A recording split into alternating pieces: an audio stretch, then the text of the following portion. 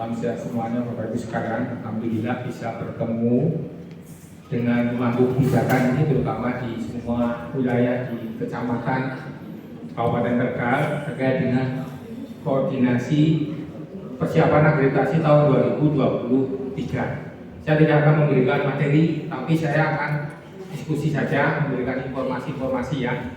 Tetapi insya Allah yang saya sampaikan nanti mudah-mudahan bisa memberikan wawasan dan wacana bagaimana nanti mempersiapkan satuan pendidikan untuk bisa mengikuti kegiatan akreditasi. Yang pertama, Bapak Ibu sekalian, ada beberapa nanti yang mungkin tidak sinkron, tetapi mudah-mudahan ini sesuai dengan yang disampaikan oleh Pak Manan maupun Pak Nur. Ini saya coba mau memberikan informasi terkait dengan capaian dulu ya, biar Bapak Ibu sekalian. Dan nanti akan saya bukakan Sispena secara utuh, saya downloadkan, akan saya bagi dari mulai pendaftaran tahun 2021, 2022, dan 2023 yang belum dilakukan proses. Jadi alhamdulillah saya masih bisa masuk akses di Sispena adminnya, sehingga saya bisa melakukan pengolahan data yang nantinya Bapak Ibu sekalian bisa sampai butuhkan. Katakanlah dari kecamatan, saya tadi kecamatan Selawi dan Pagerbarang, nanti dari Selawi dan Pagerbarang minta informasi Pak Tulus untuk yang persentase ini berapa nanti sudah bisa saya sampaikan secara langsung. Atau nanti beberapa sebulan sekali kita ketemu koordinasi target kapan harus selesai. Ini yang hasil dari Bapak Ibu sekalian kemarin ada beberapa materi dari kebijakan paling utama Bapak Ibu sekalian untuk persiapan akreditasi tahun 2023. Yang pertama harus disiapkan adalah memahami kebijakan akreditasi Bantau dan PNS tahun 2023. Mungkin 2022 dengan 2023 ada perbedaan, tapi garis besarnya adalah sama. Itu yang pertama harus dipahami oleh Bapak Ibu semuanya, termasuk oleh kami asesor juga. Itu yang pertama. Dari kebijakan ini Bapak Ibu sekalian, ternyata ada dua kebijakan yang baru, yaitu adalah yang terkait dengan sasaran. Sasarannya ada yang sampel acak dan ada yang mandiri, voluntary. Jadi yang sampel acak itu yang tadi sudah disampaikan oleh dari dinas keamanan bahwa ini sudah nggak bisa diubah kecuali yang tutup dan sudah terakreditasi itu ya. Intinya siap nggak siap harus siap. Nah ini yang membuat kita sulit dan Bapak Ibu sekalian mungkin di lapangan juga bingung waktu ini anggaran diajak akreditasi karena memang pemahamannya masih sulit. Nah dari yang Kabupaten Tegal, dari yang sampel acak itu tadi 75 data sudah disiapkan oleh Pak Sobat. Kemudian nanti kita bagi sesuai dengan kecamatan. Nah kemudian yang voluntary ini adalah yang mandiri. Jadi sasaran dari Bantau PNS itu ada dua, yang satu adalah dari sampel acak dan yang satu adalah voluntary. Ini adalah kebijakan terbaru di tahun 2023. Jadi sasarannya itu. Jadi kalau tadi Kabupaten Tegal yang sampel acak 75, yang di voluntary yang mandiri itu dijatah 80, kan itu. Jadi yang 75 ini yang sudah dibagikan oleh direktorat, dan yang dibagikan target dari secara nasional dan 17.000 itu Jawa Tengah mendapatkan 5.000 secara utuh di tahun 2023 dengan pembagian diantaranya adalah kurang lebih 2.000 berapa gitu untuk yang sampel acak, kemudian yang voluntary adalah 2.000, katakan 2.500, 2.500 itu adalah 50-50. Ini landasan pemberitahuan sampel acak dari direktorat ini ya. Ini jadi ada landasan hukumnya, memang ada surat permohonan untuk proses akreditasi. Dan berikutnya Bapak Ibu sekalian, nah ini yang perlu Bapak Ibu sekalian sampaikan kepada teman-teman satuan pendidikan bahwa proses akreditasi yang masih salah kaprah yang banyak yang dialami oleh teman-teman satuan pendidikan itu karena ketika sudah selesai melakukan input PPA, sudah selesai PPA, udah selesai, tinggal nunggu visitasi. Dia nggak menyiapkan visitasi. Padahal kalau kita lihat proses penilaian akreditasi ada di mana sebenarnya? Penilaian akreditasi.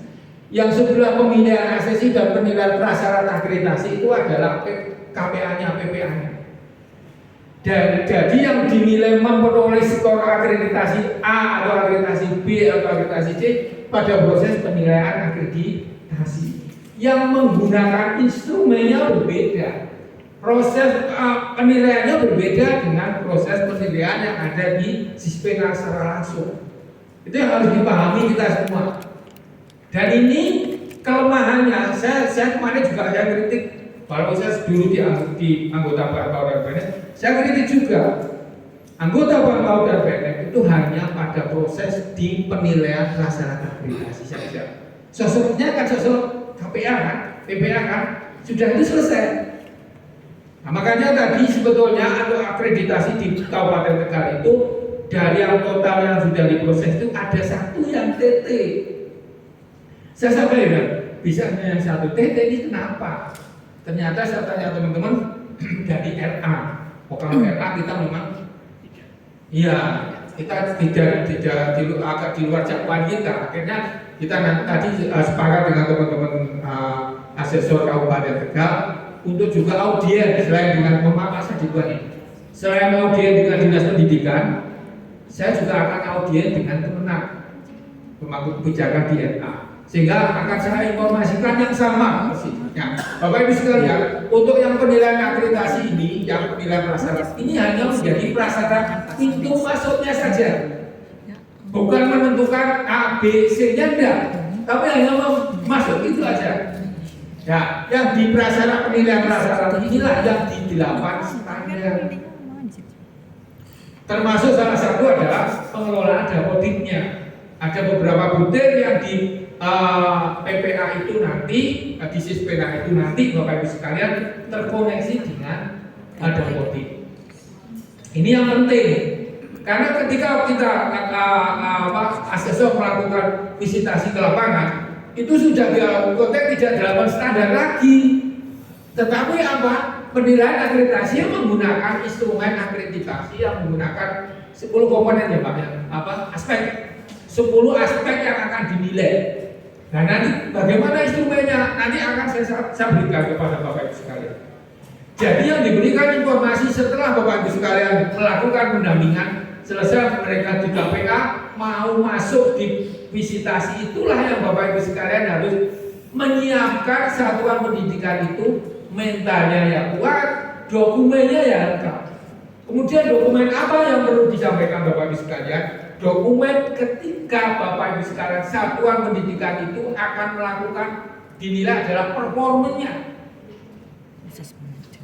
Jadi tadi betul dikatakan standarnya kata sarana prasarananya cukup sederhana, tapi proses pembelajarannya dia sudah memenuhi 10 aspek itu.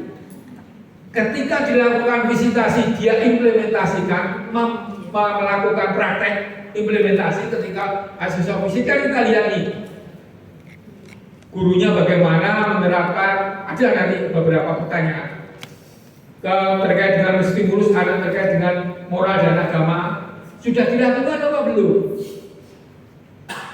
Salah satu contoh katakanlah berdoa itu sudah masuk dalam konteks untuk penilaian aspek moral agama. Itu yang dinilai. Asesor akan merekam. Tidak mungkin 10 aspek itu dari 26 butir itu dibagi dari 10 aspek itu semua akan diimplementasikan. Nah yang tidak diimplementasikan pada saat visitasi itu gimana? Bapak Ibu sekalian, satuan pendidikan itu nanti disarankan untuk mengumpulkan dokumen-dokumen ketika mereka lakukan kegiatan proses pembelajaran. Kalau belum punya, ya ketika nanti pembelajaran udah mereka merekam, temannya suruh merekam. Jadi itu yang banyak yang disalah artikan, maksudnya belum pas itu karena ketika sudah selesai, udah KPA kita baru visitasi, Tapi apa yang harus disampaikan itu yang tidak disiapkan, itu yang tidak tersampaikan oleh satuan pendidikan. Saya harus gimana? Justru dikritisnya itu adalah ketika dia lolos prasyarat akreditasi, justru mulailah pendampingan akreditasi untuk visitasi kalau Bapak Ibu sekalian ingin satuan pendidikannya mencapai nilai yang baik. Ini saya bicara dalam konteksnya praktisi aja ya, karena asesor tidak boleh melakukan pendampingan secara langsung, itu sebetulnya nggak boleh.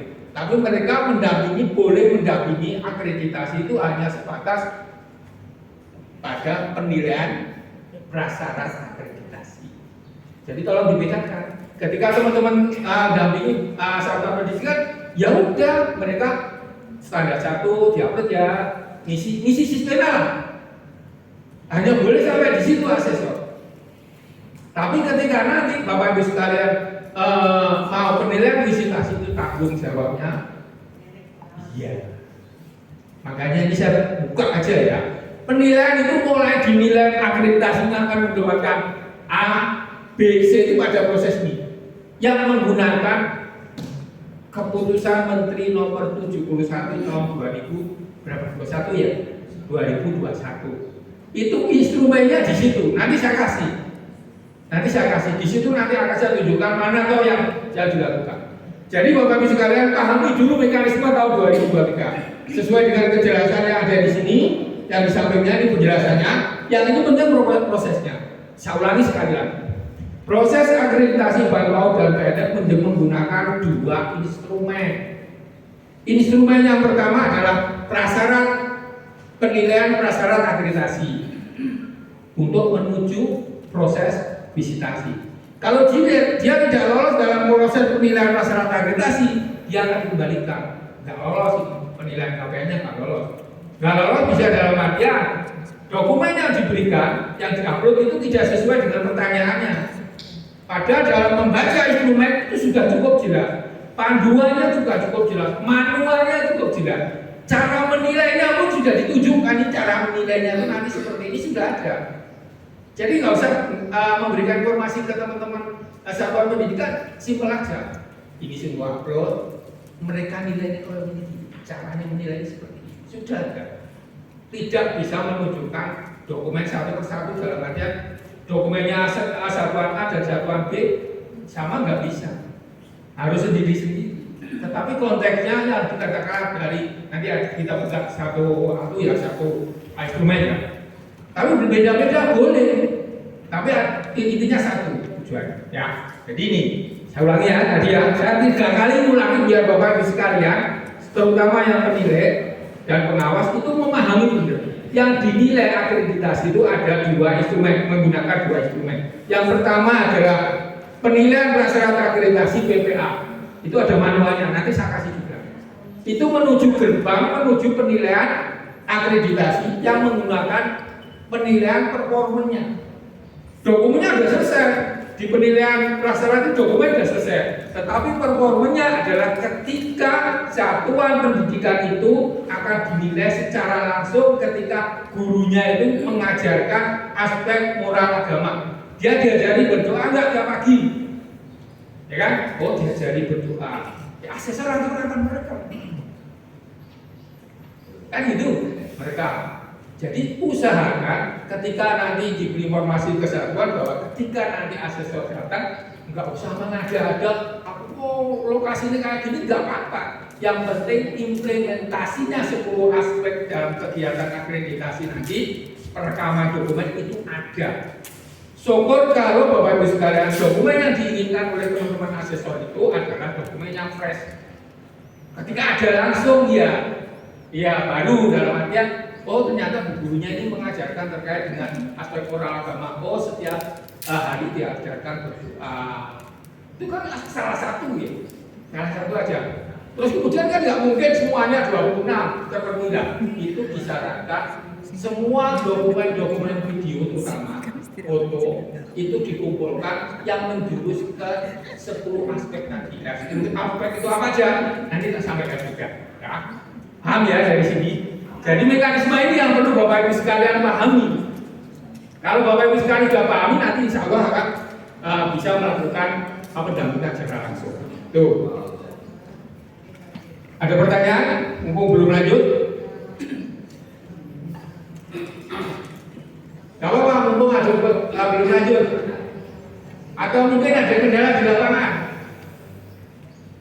Monggo silakan. Takut. Nah, rata-rata mereka memang takut. Karena apa? Karena dia belum memahami secara utuh nanti penilaian akreditasi. Kalau Bapak Ibu sekalian nanti sudah memberikan informasi secara utuh, nanti dia akan takut. Nanti dibantu oleh teman-teman asesor yang mendampingi. Jadi nggak akan takut, nggak terlalu menakutkan, itu sebetulnya enggak. Cuman mereka ketakutannya akurat di dokumen, nah boleh ditekoni itu dokumennya piye, nah kan itu. Padahal dokumen itu adalah menuju ke penilaian prasyarat. Sarana prasarana enggak begitu penting. Artinya begini Bapak Ibu sekalian, katakanlah menggunakan media-media, sarananya enggak harus yang modern, makanya harus aja Pak. Itu jauh lebih tinggi, menggunakan alam sekitar, kemudian menggunakan bahan-bahan bekas, itu justru mempunyai nilai tersendiri. Jadi bukan gedung tingkat 2. Tapi kalau mereka implementasinya performanya jelek, ya mereka kan mendapatkan C.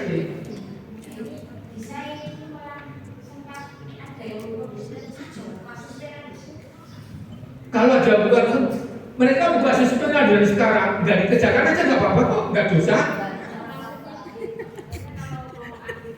Ya.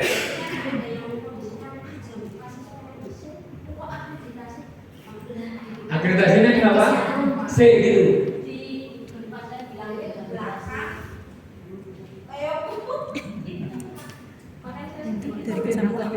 Maksudnya gimana? Masih belum?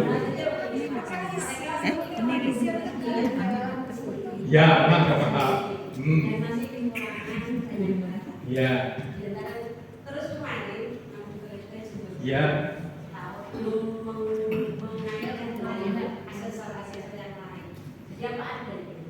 Jadi ya wis lolos kuwi maju kudu dinilai kan itu. Nah, itu kelemahannya. Iya, karena mereka nggak ngerti yang harus dinilai. Nanti yang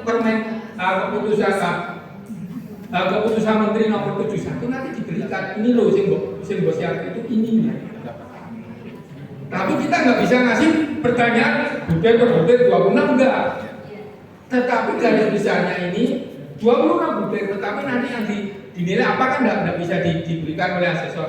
Tetapi acuan yang dinilai apa dan yang dipersiapkan apa nanti ada. Yang penting ini paham ya proses akreditasi. Paham ya, jadi proses akreditasi adalah penilaian yang mendapatkan nanti A, B, dan C itu ada di proses penilaian akreditasi. Yang PPA ini tidak mempengaruhi A, B, dan C. Begini maksudnya, dia ketakutan karena sekolahannya kurang baik. Ya, paham. Numpang di madrasah, numpang di garasi gitu, mungkin ya. Nggak berani, nggak pede gitu ya. Paham. Tetapi setidak-tidaknya memberikan informasi bahwa, tapi sekarang nggak ada deh KB maupun TK yang numpang di garasi, nggak ada kan? Minimal ada ya. Tapi kan itu penilaian di prasyarat akreditasi. Penampilannya, performanya, pendidiknya itu memberikan stimulus kepada anaknya itu betul-betul sesuai dengan 10 aspek yang diminta. Yang dinilai itu bukan sarana prasarana. Salah persepsi dulu kalau saya melihat. Ya, makanya ini saya terima kasih sekali Bapak Ibu sekalian, kita bisa bertemu terus tak bedah ini loh. Si dinilai itu ini Bu, menggunakan permen nomor berapa? Nomor 71. Ya. Nanti tak buka ke, Mas. Ini ya. Jadi ini yang perlu diketahui Bapak Ibu sekalian, sehingga Bapak Ibu sekalian tidak salah paham. Dan terkait dengan hasil akreditasi Bapak Ibu sekalian, hasil akreditasi di Kabupaten Tegal itu ini nomor 26 163. Ini sesuai Bapak Pemda Pak, data dari Bapak Pemda Pak ya. Sesuai dengan Bapak Pemda. Jadi nomor 26 itu yang mendapatkan A betul 5, yang mendapatkan B itu 101, yang C itu 56, yang TT 1. Tidak terakreditasi, kasih aja kan. Berarti termasuk RA. Termasuk RA. Tapi yang termasuk RA. Jadi jadi satu. Ini yang Bapak tadi kan dari PAUD aja kan? Ya, ini jadi satu termasuk RA. Ini kondisi ya. Kemudian Bapak Ibu sekalian, ini yang nah ini secara umum secara di Jateng itu ini. Ini Jateng ini secara umum. Ini bandingnya, ini banding. Diberi kesempatan untuk banding Bapak Ibu sekalian kalau seandainya dia nggak terima. Kemudian kuota. Nah, ini kuota. Nah, ini yang tadi sudah saya jelaskan, sampel acak 2002. Ya, 2002 ini Jawa Tengah ya. Yang mandiri 2.980, totalnya 5.000. Ya. Kemudian berikutnya langsung saja di data sebaran kesatuan yang Jawa Tengah tahun 2023. Ini populasinya itu Tegal itu ada 1.041 total, ini termasuk sama NA ya Pak? Ya, ini. Ya kan, sama NA sama PKPPS. Ini ya. Kemudian sasaran populasi, kemudian yang sudah terakreditasi di Kabupaten Tegal itu sebanyak totalnya 398 untuk PAUD dan RA, totalnya 418 dari 1.001 tadi. Kemudian Bapak Ibu sekalian, yang belum terakreditasi, yang belum akreditasi itu ada 623 yang belum akreditasi, ya. Kemudian yang di Sispena ini, data yang di Sispena, nanti saya downloadkan yang terbaru, yang mulai saya sudah download semalam sih. Nah ini 121, totalnya 121. RA ada 23, PAUD ada 96. Ini yang sudah di Sispena, tetapi belum diproses Bapak Ibu sekalian. Ya. Kemudian data ini data dari tadi sudah diberikan oleh Mas Sopan. Ini targetnya yang sampel acak tanggal 75. Ya, berarti sasarannya 101 ini. Ya. Kemudian ini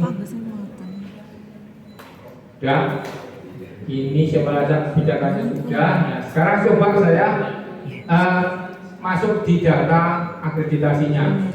Data Tegal tahun 2023 saya download sore kemarin malam ya, semalam. Nah, yang saya warnai ini merah itu mereka daftar tahun 2021,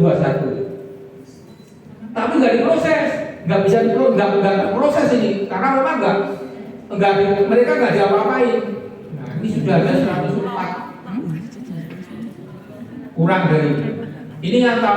Yang kuning ini yang pendaftaran tahun 2022 yang tidak diproses, belum diproses. Ini capaiannya berarti juga sudah ada nih. Nah, yang kuning saya coba tahun 2023 sudah saya olah. Ini seperti ini Bapak Ibu sekalian. Nah, berarti kalau 70% isian EDS-nya 70%, berarti sudah ada sekitar berapa ini?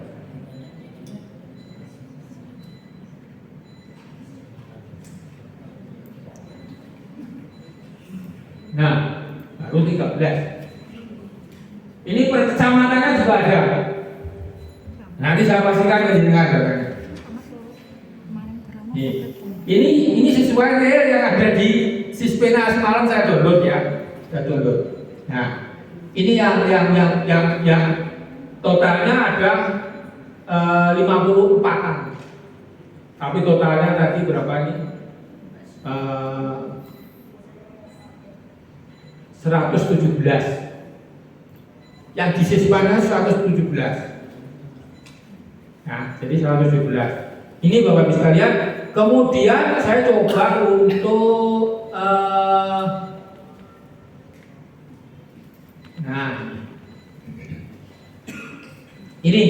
ini yang penilaian prasyarat dulu ya Bapak Ibu sekalian ya. Prasyarat dulu. Nah, coba kita lihat. Nah, perhatikan untuk yang warna merah. Warna merah Bapak Ibu sekalian. Yang warna merah itu adalah mereka data dapodiknya sudah otomatis akan keluar di Sispena. Dia tidak bisa ngisi, hanya bisa upload ketika datanya itu sudah benar. Contohnya tenaga yang pertama adalah di standar 2 layanan menurut kelompok usia. Ini secara otomatis di Sispena sudah muncul. Ya. Kemudian berikutnya di standar 2, standar 4 pendidik dan tenaga pendidikan. Cek dulu pendidik dan tenaga pendidikannya. Yang penting nomornya data pendidiknya sudah muncul, tenaga kependidikannya juga sudah muncul. Artinya bisa diproses. Tidak bisa diproses kalau tenaga pendidiknya itu nggak ada, tidak tampil. Itu harus dibeli dulu. Kalau ada yang data pendidiknya tidak tampil, betulkan dulu dapodiknya. Mereka berarti tidak punya pendidik, walaupun di lapangan dia punya pendidik, tetapi tidak bisa diproses karena data pendidiknya tidak muncul. Itu ya. Sebaliknya kalau data kependidikannya nggak muncul, dia nggak punya kepala sekolah, tapi dia punya pendidik, itu juga nggak bisa diproses. Ya. Kemudian yang berikutnya di standar 5. Standar 5 itu ada butir 23, 41, 42, 51, 52. Itu terkoneksi langsung dengan dapodik, sehingga datanya ditarik dari Sispena, ditampilkan saja. Nah, yang diisi Pak, yang warnanya hitam-hitam itu aja. Nanti tak kasih ini ya kayaknya nanti kasih. Ini ya. Ini jadi ini susunan butir penilaian akreditasi di PPA persyaratannya, bukan penilaian akreditasi dalam konteks visitasinya ya, bukan. Ini yang dinilai 8 standar sebagai prasyarat akreditasi. Oke. Nah, kemudian setiap butir per butir itu ada seperti ini Bapak Ibu sekalian. Di Sispena sudah ada kayak gini. Butir 1.1 deteksi pertumbuhan anak berdasarkan rekapitulasi pertumbuhan anak. Penjelasannya di samping itu yang manual itu adalah penjelasannya. Ini penjelasannya. Ini penjelasannya. Ini cara menilainya. Jadi asesor itu menilai sesuai dengan ini. Jadi nggak usah khawatir. Jadi dokumen yang diupload adalah data apa ya ini. Nah ini yang harus disiapkan oleh satuan pendidikan ketika dia mau maju akreditasi sebagai pengisian prasyarat akreditasi. Belum penilaian di situ ya. Kalau ini sudah lolos minimal 70%, minimal 70% terisi, minimal 70%. Walaupun nanti di bakal PNS menurunkan jadi 60 itu urusannya, tapi kita standarnya adalah 70%. 70% jadi apa? Data yang diupload ini dilihat dari mana Bapak Ibu sekalian? Ini dilihat nanti saya akan lihat kecamatan mana nanti yang dipesan, nanti saya downloadkan. Ketika sudah melakukan pendampingan itu sudah berapa persen nanti akan saya berikan ini datanya per hari yang diminta. Paham ya? Jadi ini semua butir itu ada di sini Bapak Ibu sekalian. Ini ada semua. Nah, sama butir kedua deteksi perkembangan anak, ketersediaan elektroniknya diminta ini penjelasannya, deskripsinya. Manualnya apa? Deteksi perkembangan penjelasannya apa, deskripsinya, cara menilainya apa di sini juga ada nih. Cara penilaian. Ini menuju prasyarat akreditasi, menuju mau dinilai visit. Kalau ini kameranya sudah dinilai semuanya, sudah selesai, Ini sudah selesai. Pak, alhamdulillah nilainya memenuhi minimal 600 nilai. Nggak bisa dilihat, memang nanti nggak bisa dilihat. Nanti asesor akan kasih tahu Bapak Ibu sekalian. Tolong untuk ini segera diupload. Kalau asesornya sudah nggak menghubungi lagi, sudah ini sudah mencukupi untuk dilakukan proses selanjutnya. Berarti sudah lolos, sudah. Ayo, tinggal kita mau menyiapkan teman-teman satuan itu menghadapi visit. Yang dinilai apa Bapak Ibu sekalian? Yang dinilai visitasi adalah performanya. Nanti saya kasih juga untuk yang keputusan menteri ya. Nih, keputusan menteri nomor 71 tahun 2021 ini. Nih, ini adalah perangkat akreditasinya mulai dari PPA-nya sampai dengan visitasinya semua satuan pendidikan baik itu PAUD, PKBM maupun LKP. Namun di tahun 2021 LKP tidak dilakukan penilaian akreditasi, hanya penilaian kinerja, hanya dipakai adalah yang PAUD dan PKBM. Nah, kita lihat untuk yang PAUD apa saja yang dinilai Bapak Ibu sekalian. Ini yang visitasi. Setelah tadi PPA lolos ya, baru ini harus didampingi. Ini yang harus didampingi Bapak Ibu sekalian. Ini perlu diperhatikan karena apa? Ketika ini tidak lolos Bapak Ibu sekalian, ada yang dokumennya yang kurang, itu mempengaruhi nanti antara C, B maupun A. Kita lihat. Ini kan keputusan menteri.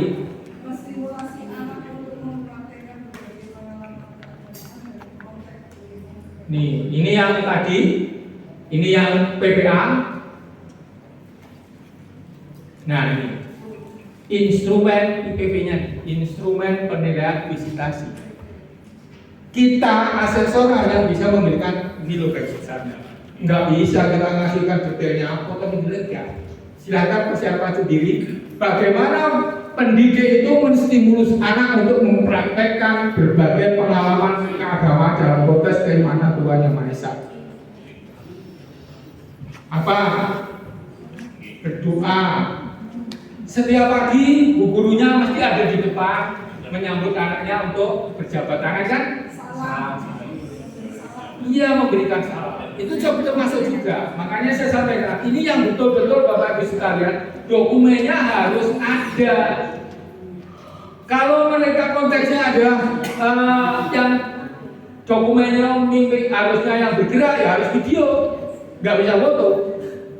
26 pertanyaan ada semua di sini.